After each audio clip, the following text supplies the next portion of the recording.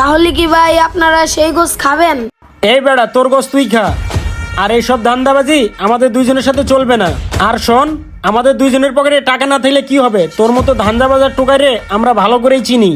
High বেটা, তুই হলো টুকাই মানুষ, তুই হলো অপরিচিত লোক, আর তোর কথায় আমরা গুস্ত খামু কেন? তুই তো টুকাই, নিশ্চয়ই তোর কাছে কোনো ভেজাল আছে, তার জন্য তুই আমাদেরকে এই গুস্ত খাইতে বলতেছস। হ্যাঁ বজনু, তুই তো ঠিকই বলছস। হয়তো একটা টোকাই কই থেকে আইছে না আইছে খাবার টেবিলে বসে আমাদের সাথে ধান্দামি করার একটা ব্যবস্থা করতেছে, যার কারণে ওর এটা গোস্ত আমাকে দুইজন রে খাইতে বলতেছে। ভাই আপনারা দুইজন যে আমাকে নিয়ে খারাপ মন্তব্য করতেছেন এটা কিন্তু ঠিক না।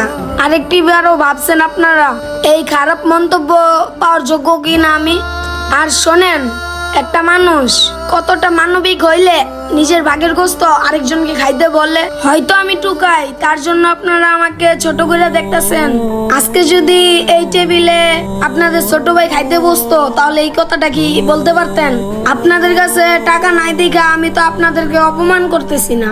এমন এমন জমা আছে 50 টাকা খাওয়ার জন্য পকেটে টাকাও থাকে না, তখন ভাই এই যে ডাইল আর ভাজি দিয়ে খাইতেছেন না, এমনই খাওয়া লাগে। আমার এই ছোট্ট বয়সে আপনাদের মতন অনেক মানুষ দেখছি যাদের পকেটে টাকা থাকে না, তারা এরকম খাবারই খায়, এরকম কথাই বলে। ভাই আমি যখন আমার বাবা মার সাথে প্রথম ঢাকায় আসি না, তখন আমার বাবা চাকরির জন্য অনেক অনেক জায়গায়